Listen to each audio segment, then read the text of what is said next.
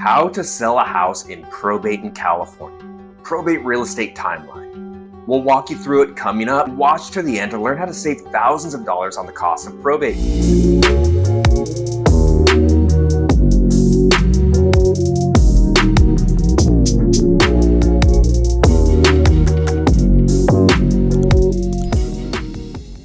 If you're new to the channel, we guide people through the details of probate real estate to help simplify a complicated process.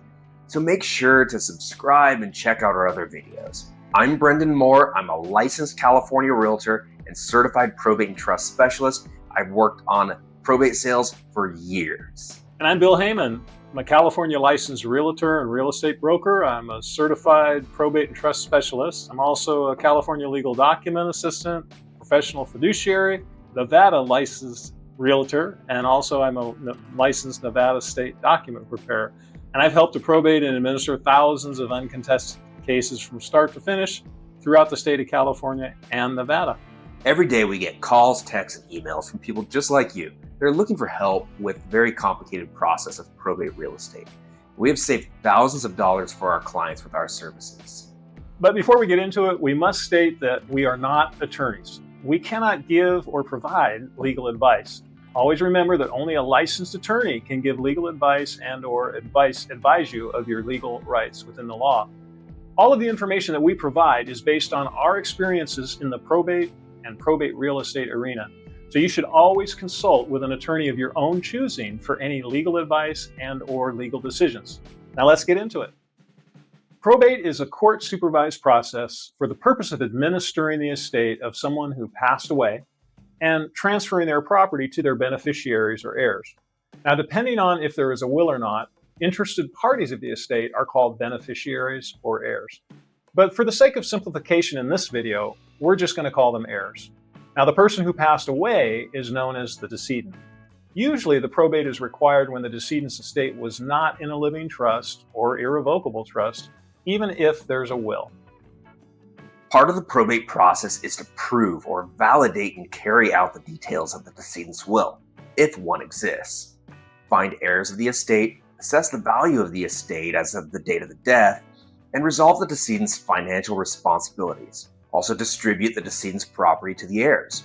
This includes both personal property, such as vehicles and furniture, and real property, like a house. Now, before any of that can be done, the court must appoint a personal representative to handle the estate. This person or entity will be appointed as either an administrator or an executor. If someone is noted in the will to handle the estate, the court will appoint them as the executor. If there isn't a will, the court will appoint the person or entity an administrator. This is often an heir, but sometimes it's a licensed professional fiduciary, like myself. Before you get started with your probate situation, you have 3 options to begin the process.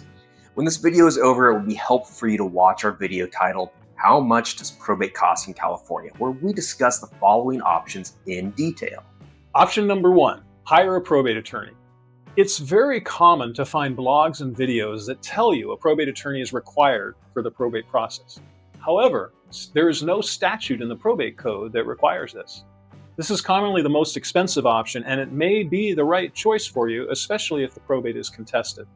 In other words, the heirs or beneficiaries are in disagreement about the estate and cannot resolve their differences among themselves, or they're fighting. The attorney's fee is set by a statute in the probate code and is typically many thousands of dollars more expensive than the other 2 options we'll be discussing later. If there is real estate to be sold, that is a separate fee to be paid to a real estate brokerage. Option number 2, pro per.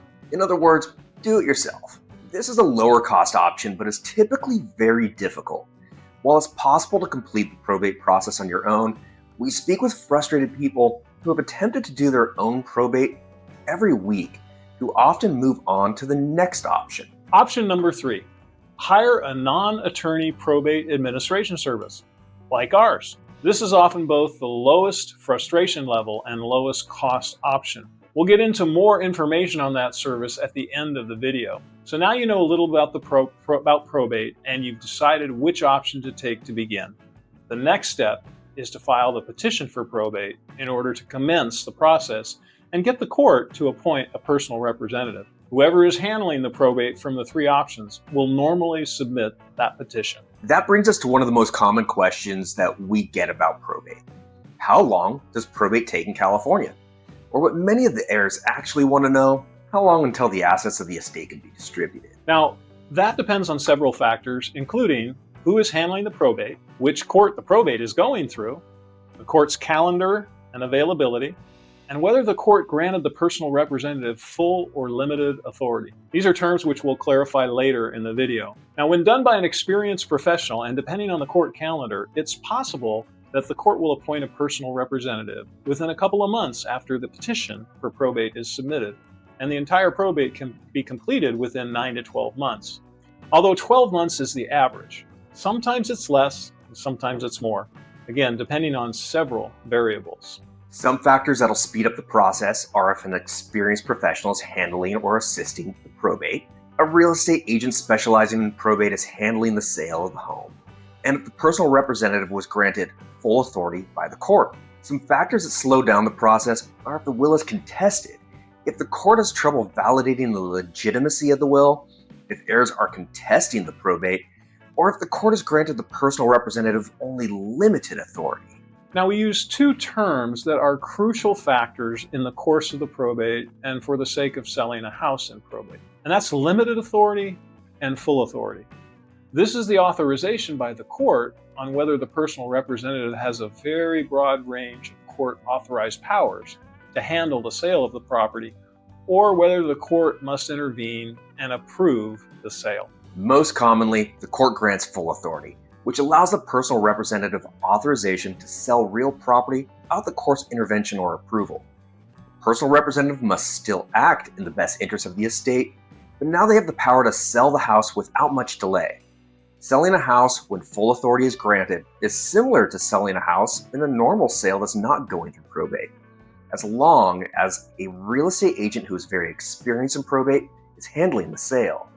Now, when the court grants limited authority, the sale of the real property is monitored and it's overseen by the court. The personal representative may accept the buyer's offer, but it must then be approved by the court at a hearing. This is a much longer and more complicated process that could potentially add several months to the sale of the home, as well as limit your pool of buyers, and it might result in a lower sales price.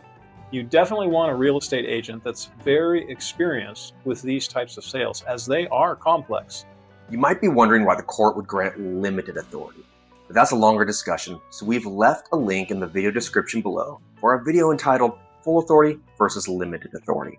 We go through each term in detail, include tips for how to avoid limited authority, and how to save thousands of dollars in probate. So, you have the court-appointed personal representative, and the court has granted full or limited authority.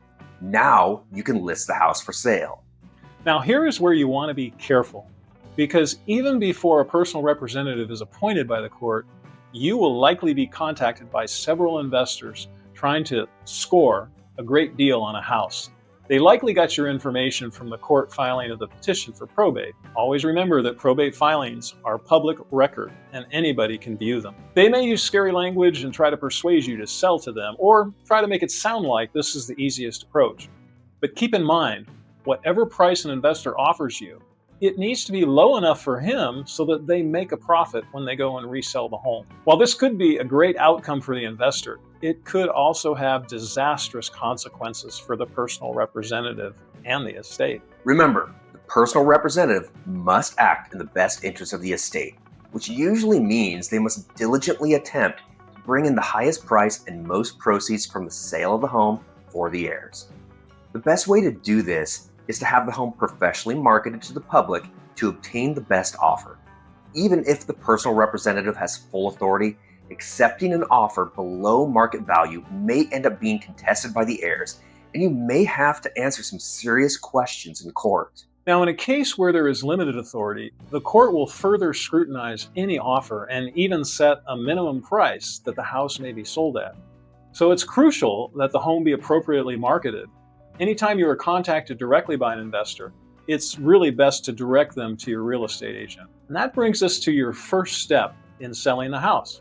Hire a real estate agent with great knowledge and experience in probate sales. And you'll find another video link below on how to hire a probate real estate agent for great tips and interview questions. Plain and simple, probate real estate is complicated and different. You might be surprised, by far most real estate agents, in my experience, have never been involved in a probate sale, and I'm often educating agents who have been in the business for decades on the probate sales process. It's highly recommended that you hire a real estate agent with extensive probate experience.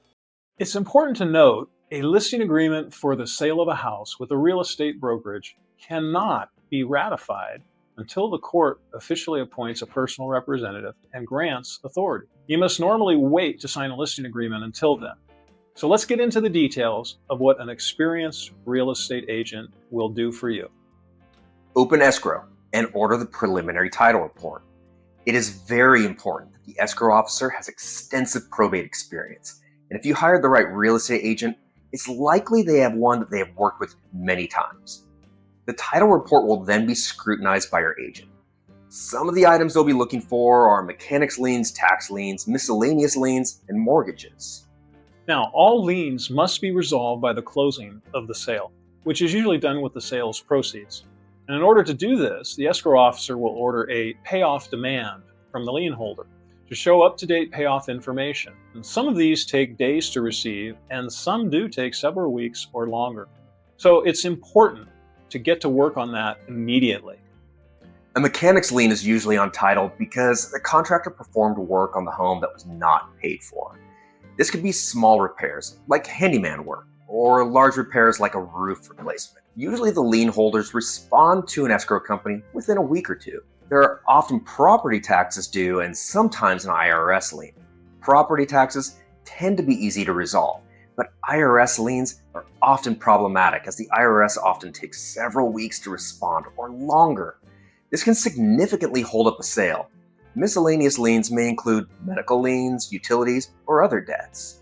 It's quite common to see a mortgage on a title report, but something more common in probate sales is a mortgage that may have been paid off, but still appears on the title report. This is because when a mortgage was paid in full, the deed of reconveyance was not properly filed or recorded. Without that document, it can be problematic and may take the escrow officer weeks to resolve. If it can't be resolved, which does happen, there is an expensive process to go through to resolve it, which can take a few weeks, sometimes even months. But that process is for another video. We're only telling you all of this to show you that it's important that the real estate agent orders the title report quickly, and how important it is to do this before the home actually goes on the market. You don't want to discover that a sale can't close for several weeks later than expected after you have accepted an offer. That can mean a canceled transaction. Once your agent has the title report, your agent and the escrow officer will review it. Your agent will then review it with you for accuracy and discuss any further issues or actions with the escrow officer. Next, it's critical that your agent has great communication with the professional handling the probate, either the probate attorney or non-attorney probate administration service. The professional handling the probate is more concerned with the entire probate process and their own timeline. They are depending on your real estate agent to communicate the real estate timeline and the needs for the real estate sale to them. So before going on the market, this communication includes your agent and the probate professional discussing the type of authority, if there are any required terms for the sale, the timing of the sale, and any other various details that are very important to the marketing and closing of the sale. Once an offer is accepted, your agent will be making certain to immediately send the accepted contract to the probate professional and keep them aware of the timeline. They will also ask about the status of certain disclosures that usually need to be submitted, like the notice of proposed action. Any hesitation on completing these tasks could delay the closing of the sale.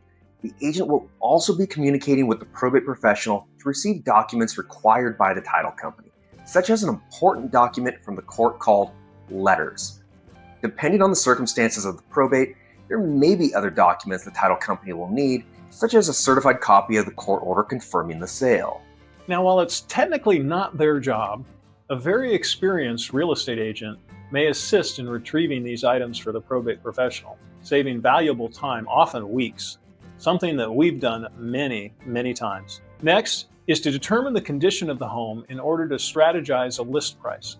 Technically, probate sales are as-is sales, a seller does not have to make any improvements or repairs to the home unless they agree to in a contract. Now, there might be some local rules that could require certain repairs or inspections. However, probate sales are often exempt from certain requirements, or a buyer will agree to take those on after the sale has completed.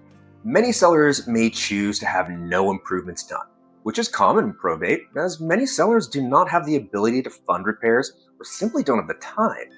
Again, they are technically as-is sales. However, a buyer is looking at the available homes on the market as a whole, and the condition of the home will certainly affect the price a buyer will agree to pay. That may also affect whether a lender will agree to finance a loan on the home. Now that is a part of another video we have linked below. So you have a few choices. Do no repairs, some repairs, or do significant repairs. All will affect value. The better the condition, the more likely there will be competing offers, resulting in more sales proceeds for the estate. Your agent should tour the home and make suggestions. Some suggestions may be just to bring the home's condition to where a lender will finance on the sale. And some will be changes to improve the marketability of the home and improve value. If you're willing to do many repairs, some suggestions may be to make very significant changes. Perhaps the home is already in good shape. Great. You may choose to do nothing more and get the home on the market. Now, some repairs may be needed to allow for conventional FHA or VA financing. It's a great idea to make the house marketable to these types of loans, as it greatly opens up the buying pool, typically resulting in better offers and higher proceeds for the estate. It could be as simple as making sure smoke and carbon monoxide detectors are present. But sometimes it's making sure that the home is in a safe and livable condition to the standards of a lender. That could include a roof that is in visibly good shape, a working heat source in habitable areas, and the home is absent of any wood-destroying pests or visible wood rot. While you're not required to do so, you may want to have some inspections performed prior to going on the market and include the inspection reports in the marketing so that a buyer can place an offer knowing more of the condition of the home. Otherwise, you may find a buyer renegotiating after the accepted offer. It would also help in your decision to make repairs to issues that could be problematic once discovered by a buyer. Inspections may include a home inspection, a roof inspection, and a wood-destroying organism inspection, sometimes called a pest or termite inspection. There are several other inspections you may have done, but these are the most common. Addressing conditions that are considered health and safety are typically the ones to address in order to avoid renegotiations or a canceled sale. Your agent will help you determine what a health and safety condition is. If you choose to make major improvements, your agent will help to make those suggestions, like improving the appeal of the home. When a buyer chooses a home, it's most commonly a very emotional decision, so any improvements that give a positive emotional response are the most important. These can include improving curb appeal, interior and exterior paint, flooring, and kitchen. Our team works with a service that funds small and large improvements, from cleaning and junk hauling, handyman repairs, to major improvements like a kitchen remodel or re-roof. Payment is deferred until the closing of the sale. Ask your agent if they have a similar program. That brings me to another basic recommendation. I highly recommend having the house professionally cleaned. Even a very dated home presents itself better to a buyer when it's spotless. This may include clearing out all personal property. That is a great idea before going on the market.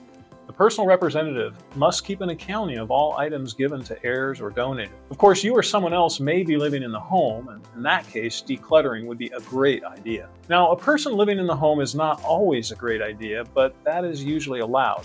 If the personal representative is living in the home, that's a better situation, as this person must act in the best interest of the estate. However, sometimes it's an heir who is staying in the home, often at no cost, and we've seen situations where they make the sale very difficult or even refuse to leave. This person is technically a tenant, and that situation may cause a potential buyer to pass on offering on the house. One step that you may want to take is to have any residents in the home officially served with a notice to vacate. Preferably, you want to do that before the home goes on the market. It's important to note it's best to keep all utilities on during this process, as well as maintaining the front landscaping. Potential buyers need to see that the home is in working condition before they offer and during their inspections. Plus, it's best that the home not appear abandoned. If the personal representative has been funding repairs, paying utilities, or even the house payment, all very common in probate, They're normally entitled to reimbursement once the funds are available and or approved by the court. It's important to keep a detailed accounting of this and save those receipts. Another step is to fill out the required seller disclosures, which your agent will assist with. Due to the probate status, a seller is exempt from certain disclosures.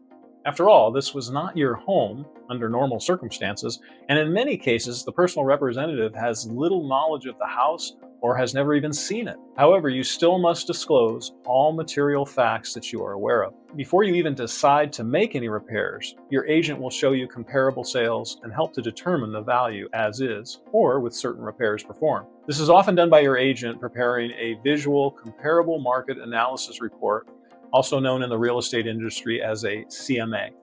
Now that the condition of the home is known, repairs were made or no repairs at all, your agent will update a CMA, as the market usually changes over time. Then your agent will strategize with you on the best list price to attract buyers. Another reason to hire an agent very experienced in probate sales is because when the agent enters the listing in the multiple listing service, there are very specific details and information they should be letting other agents know in their remarks. The Multiple Listing Service, or MLS, is the online database where listings for home sales are found. And the public can see most of the information, but there is a section where only agents can see. It's very common that we see incomplete information in this section that is crucial to a probate. If not completed in detail, many agents or their buyers, they may avoid viewing the house thinking it will be very complicated. Sometimes there's not enough information for an agent to help their buyer make an informed decision. An agent skilled in probate sales will enter that critical information to set a buyer and their agent at ease, explain the circumstances, and encourage agents to reach out with any questions or concerns. This approach will more likely produce offers for you. When done correctly, the listing will produce an offer the personal representative will accept. Now you are in escrow. In a case of full authority, usually this process will be completed and the sale will close within 18 to 30 days. Your agent will communicate with the probate attorney or non-attorney probate administration service and the escrow company throughout this process to manage the transaction to closing.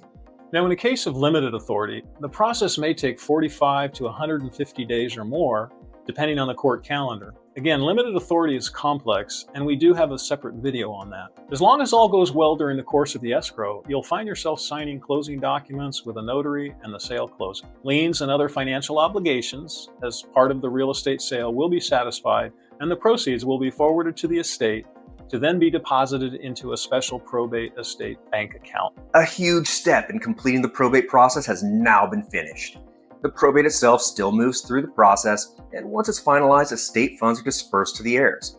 As mentioned before, the average probate in California is 12 months. Until completed, the heirs must patiently wait for the disbursement. All right, let's recap. What are the best ways to save time and money on this process? Well, one is to hire a real estate agent very experienced in probate.